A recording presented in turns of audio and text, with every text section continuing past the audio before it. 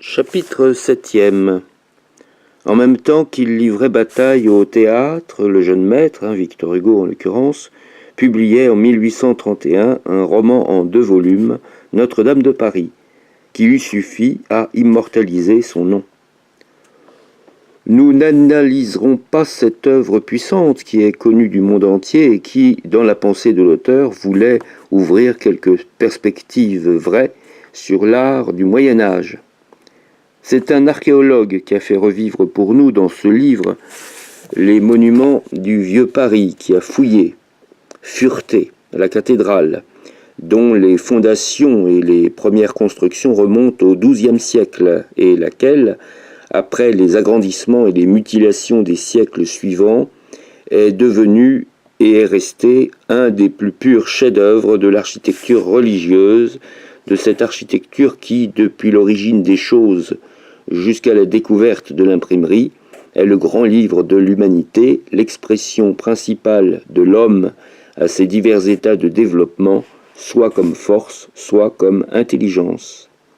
C'est un savant historien qui a étudié et remis en lumière les mœurs, les lois, les superstitions du peuple parisien, animant de nouveau les physionomies éteintes des écoliers, des truands, des alchimistes, des poètes, des marchands, des magistrats, nous promenant à travers la cour des miracles et le palais de justice du cloître de la place de Grève, et plaçant dans ce cadre grandiose une œuvre dramatique vivante, poignante. Style et magie de l'art, facilité, souplesse et abondance, pour tout dire, regard scrutateur pour beaucoup, démêlé, connaissance profonde de la foule, de la cohue,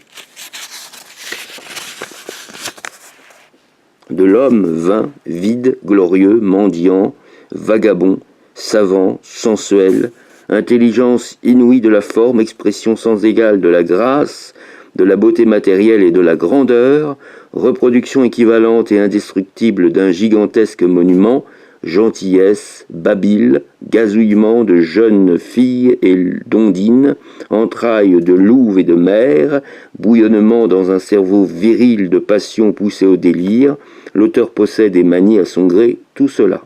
Ainsi jugeait l'œuvre, dans des portraits contemporains, un homme de lettres qu'une haine vile fit plus tard revenir sur ce jugement. De son côté, Jules Janin, enthousiasmé, écrivit « Notre-Dame de Paris est une terrible et puissante lecture dont l'esprit se souvient, comme d'un horrible cauchemar, avec terreur.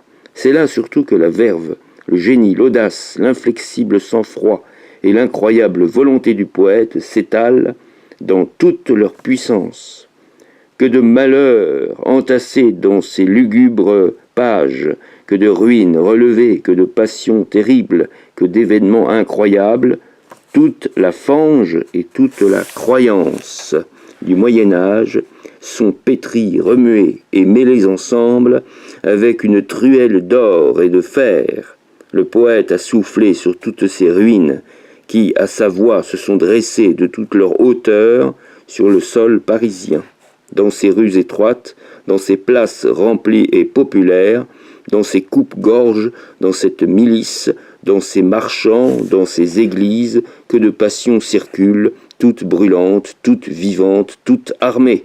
Chacune d'elles a son vêtement qui lui est propre, robe de femme ou robe de prêtre, armure ou bonnet, ou bien la passion est toute nue et en haillons et toute misérable comme une passion de bête féroce.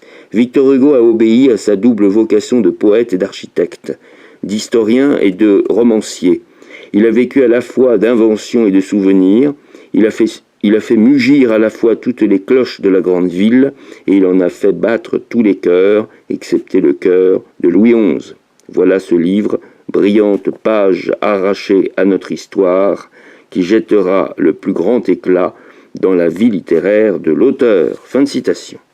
Notre-Dame de Paris, qui malgré les préoccupations des esprits obtint immédiatement un succès retentissant, 8 éditions en quelques mois, Notre-Dame de Paris fut commencée à peu près, un peu après la Révolution de 1830. L'auteur pressé par un traité avec son éditeur et ne pouvant obtenir de délai, s'acheta une bouteille d'encre et un gros tricot de laine grise qui l'enveloppait du cou aux orteils. Il mit ses habits sous clé pour n'avoir pas la tentation de sortir et entra dans son roman comme dans une prison. Il ne quitta sa peau d'ours qu'une seule fois pour aller voir juger les ministres de Charles X.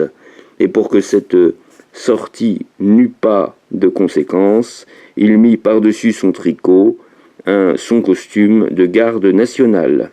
Le 14 juillet 1831, le livre était fini. La bouteille d'encre que Victor Hugo avait achetée le premier jour était finie aussi. Il était arrivé en même temps à la dernière ligne et à la dernière goutte, ce qui lui donna un moment l'idée de changer son titre et d'intituler son roman « Ce qu'il y a dans une bouteille d'encre ». Victor Hugo, raconté par un témoin de sa vie. Le retentissement du livre, a raconté M. Gustave Rivet, attira une foule de curieux à la vieille basilique de Philippe Auguste. Victor Hugo y conduisit un jour une dame pour lui faire lui-même les honneurs de sa cathédrale. Quand le Cicérone obligé qui accompagnait les visiteurs fut arrivé près de la chambre du sonneur au-dessus de la galerie, ouvrant la porte d'une cellule, c'est là, dit-il, que Victor Hugo a écrit son roman. Il n'a pas quitté cette chambre sans avoir fini son livre. Voilà sa table, sa chaise et son lit.